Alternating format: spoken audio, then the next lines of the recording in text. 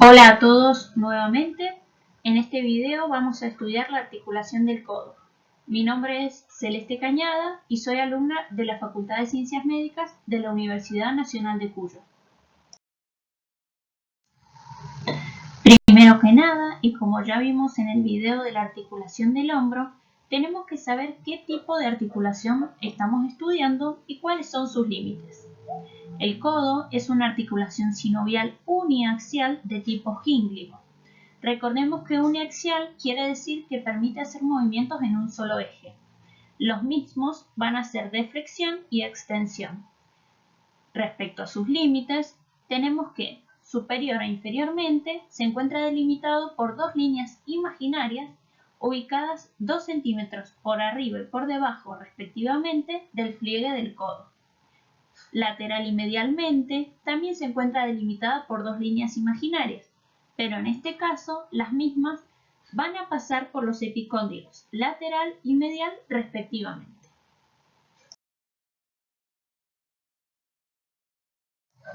Ahora lo que debemos conocer son las superficies que se van a articular para formar el codo. Las mismas van a ser 4 y van a determinar dos articulaciones que en conjunto van a formar el codo. La articulación más medial es la húmero-cubital, que va a articular la tróclea del húmero con la escotadura troclear del cúbito. Hacia lateral vamos a tener la articulación húmero-radial, que va a articular el capítulo del húmero con la cara superior, ligeramente cóncava, de la cabeza del radio.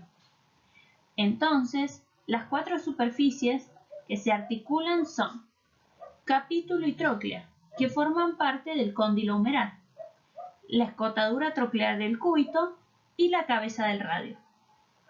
Otra articulación que se encuentra en la región del codo, pero que no forma parte de él, es la articulación radiocubital superior, que es de tipo trocoide y colabora con la pronosupinación del antebrazo, haciendo que el radio se ubique por delante del cúbito, para llevar la palma de la mano hacia anterior.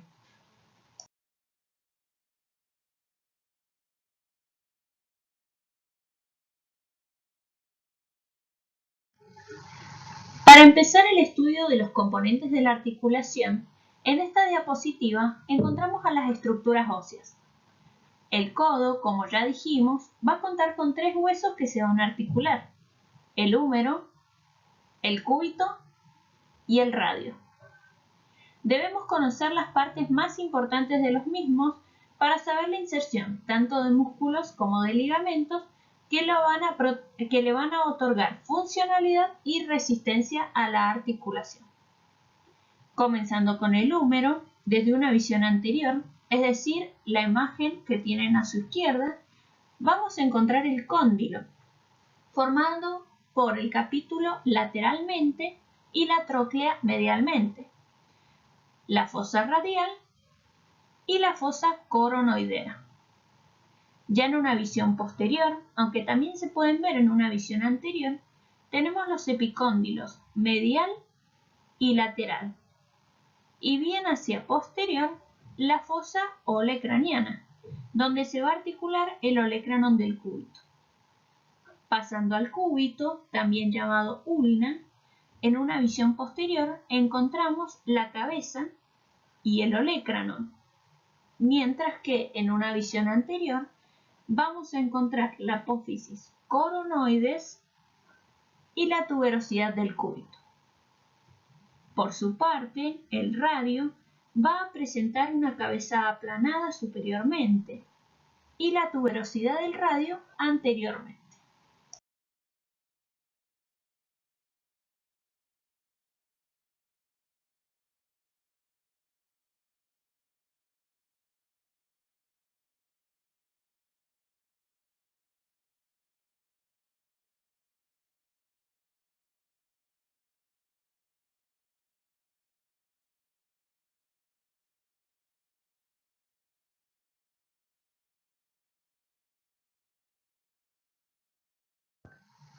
Siguiendo con los ligamentos de la articulación del codo, debemos conocer que están representados por los ligamentos colaterales, radial y cubital o ulnar, como dice la figura, y por el ligamento anular del radio. Los ligamentos colaterales de la articulación del codo son potentes bandas fibrosas triangulares formadas por engrosamientos mediales y laterales respectivamente de la membrana fibrosa de la cápsula articular. Tenemos con el número 1 en naranja en la figura número 2 al ligamento colateral radial. El mismo se va a encontrar hacia lateral y se extiende en forma de abanico desde el epicóndilo lateral del húmero para fusionarse distalmente con el ligamento anular del radio. El ligamento anular del radio, es decir, el representado con el número 2 en celeste en la figura 2, va a rodear y sujetar la cabeza del radio contra la escotadura radial del cúbito, para formar así la articulación radiocubital superior, o también llamada radiocubital proximal, permitiendo la pronosupinación del antebrazo. Recordemos que esta articulación no forma parte estrictamente del codo, pero sí se encuentra próximo a este, por lo que la tenemos que estudiar en este video. Por último, tenemos al ligamento colateral cubital, que está representado por los número 1 en verde en la imagen número 1. Es un ligamento medial con forma triangular que se va a extender desde el epicóndilo medial del húmero hasta la apófisis coronoides y olecranon del cúbito, y va a contar con 3 fascículos. El primero es el fascículo anterior, que es similar a un cordón y es el más potente. El fascículo posterior tiene forma de abanico y es el más débil. Y por último, el fascículo oblicuo, el cual es delgado y profundiza la cavidad para insertar mejor la tróclea del húmero. En total van a ser 17 los músculos que van a cruzar el codo y se van a extender por el antebrazo hasta la mano. La mayoría tiene alguna capacidad para influir en el movimiento de esta articulación, pero en este video vamos a estudiar los principales y solamente algunos accesorios importantes que se van a relacionar íntimamente con el codo. Comenzando, tenemos al bíceps braquial, que se muestra en una visión anterior en la imagen de la izquierda. Va a tener 2 cabezas, tal como lo indica su nombre.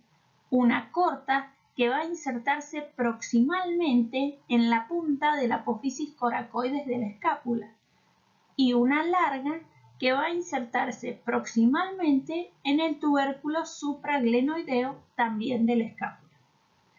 La inserción distal es en la tuberosidad del radio y la fascia del antebrazo por medio de la aponeurosis bicipital. Se encuentra inervado por el nervio musculocutáneo y se va a encargar de flexionar el antebrazo. El segundo músculo es el braquial anterior, que se inserta proximalmente en la mitad distal de la cara anterior del húmero y distalmente en la apófisis coronoides y tuberosidad del cúbito. Va a estar inervado también por el nervio musculocutáneo y va a ser el principal flexor del antebrazo. Recordemos como mnemotecnia que todos los músculos del compartimiento anterior del brazo van a estar inervados por el nervio musculocutáneo. Luego vamos a tener ya en el antebrazo, es decir, en la imagen de la derecha, al músculo pronador redondo, que se inserta proximalmente en el epicóndilo medial del húmero, también conocido como el origen común de todos los flexores del antebrazo, y distalmente en el centro de la convexidad de la cara lateral del radio.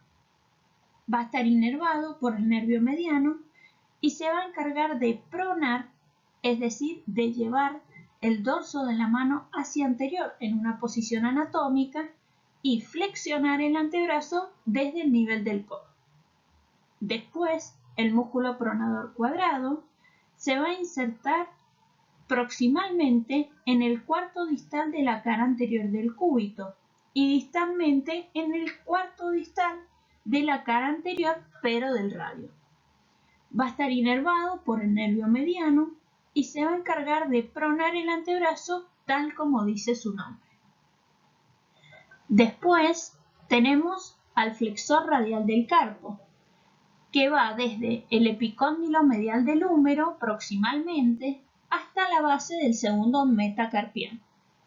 Va a estar inervado por el nervio mediano y se va a encargar de flexionar y abducir la mano en el carpo.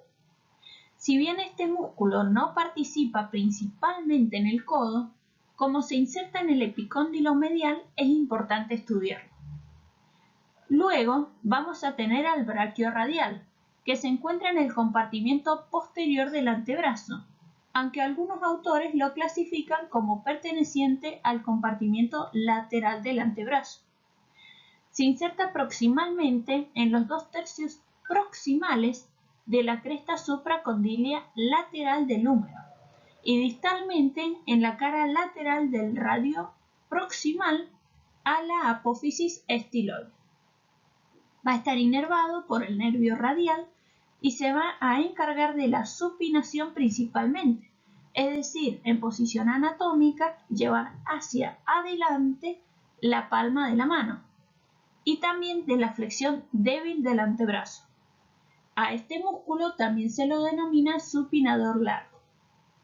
Por último, en la imagen también vamos a tener al flexor largo del pulgar y al flexor superficial de los dedos, que no van a actuar sobre el codo, sino que van a contribuir con el movimiento de los dedos.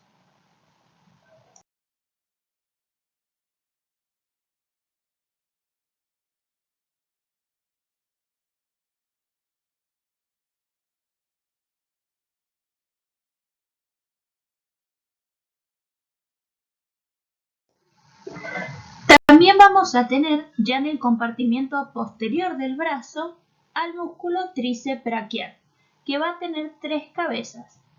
La cabeza larga se va a insertar en el tubérculo infraglenoideo de la escápula, la cabeza lateral en la cara posterior del húmero superior al surco del nervio radial y la cabeza medial en la cara posterior del húmero pero inferior al surco del nervio radial. Su inserción distal va a ser el extremo proximal del olecranon del cúbito y la fascia del antebrazo. Va a estar inervado por el nervio radial y su acción es extender el antebrazo. Luego vamos a tener al músculo anconio, que se encuentra en el antebrazo. Si bien es un músculo inconstante, es decir, que no se encuentra en todas las personas, es importante estudiarlo ya que colabora en la extensión del antebrazo. Proximalmente se va a insertar en el epicóndilo lateral del húmero y distalmente en la cara lateral del olecranon y parte superior de la cara posterior del cúbito. Va a estar inervado por el nervio radial. Y por último, en la imagen de la derecha, encontramos al músculo supinador corto o solamente supinador, que se va a insertar proximalmente en el epicóndilo lateral del húmero, en los ligamentos colateral radial y anular, en la fosa supinadora y en la cresta del cúbito.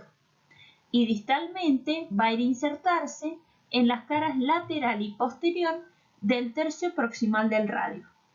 Se encuentra inervado por el nervio radial y su acción principal es la de supinar el antebrazo.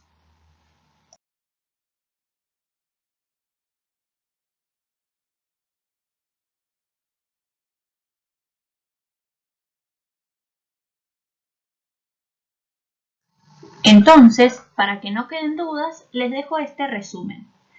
El codo va a realizar movimientos tanto de flexión como de extensión. Los músculos que van a flexionarlo son el braquial, el bíceps braquial, el braquiorradial y el pronador redondo, siendo los principales flexores el braquial y el bíceps braquial. Los extensores son el tríceps braquial y el músculo anconio, siendo el tríceps braquial el principal. Ahora los principales se van a marcar con una escarapela roja. La articulación radiocubital proximal o superior, que recordemos que no forma parte de la articulación del codo, va a realizar movimientos de supinación y pronación. Los músculos que supinan van a ser el supinador corto y el bíceps braquial. Ambos son muy importantes para la supinación. Y los pronadores son el pronador redondo y el pronador cuadrado, siendo el pronador redondo el principal pronador. Aquí de nuevo se muestran con una escarapela roja los principales músculos que realizan cada movimiento.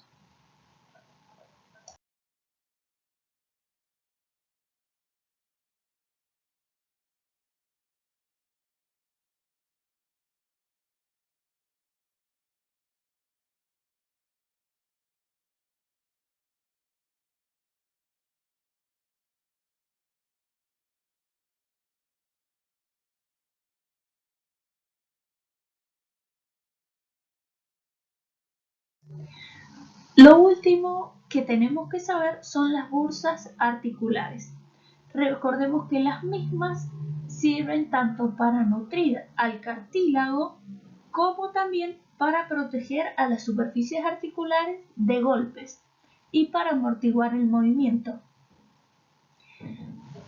La relevancia clínica que tienen es que se pueden inflamar y originar bursitis, por eso las debemos conocer. En la imagen se muestran las referencias con letras que encontramos en el cuadro en violeta. Con A encontramos al húmero, con F al cúbito y con una E al radio. Esta es una visión posterior, en la cual vamos a encontrar las tres bursas más importantes posteriormente. La primera, con la letra B, es la bursa subcutánea del olecrano. Esta se va a encontrar entre la piel y el olecrano. Es muy importante conocerla, ya que es la que más frecuentemente se inflama y se puede ver como un bulto en la prominencia del codo que viene a representar el olecrano. Con la letra C es la bursa subtendinosa del tríceps braquial, que como su nombre lo indica, se va a encontrar por debajo del tendón del tríceps braquial, profunda al olecrano. Con C', la bursa intratendinosa del olecrano, que se va a encontrar más hacia profundo. Y en ocasiones se encuentra en el tendón del tríceps braquial. Y con la letra D vamos a tener al ligamento anular del radio, que posee una bursa hacia profundo que pertenece a la articulación radiocubital proximal. Anteriormente, no representado en la figura de la diapositiva, vamos a tener a la bursa bicípito radial, que se va a encontrar entre el tendón del bíceps braquial y el radio. Bueno, hemos terminado el video. Muchísimas gracias por su atención. Espero que les haya servido. Les dejo en la diapositiva final la bibliografía de donde saqué la información. El mismo es el libro de Moore, el cual recomienda la cátedra. Cualquier duda que tengan, no duden en consultarle a sus tutores y a los docentes, que con gusto les van a responder. Saludos y muchos éxitos en la materia.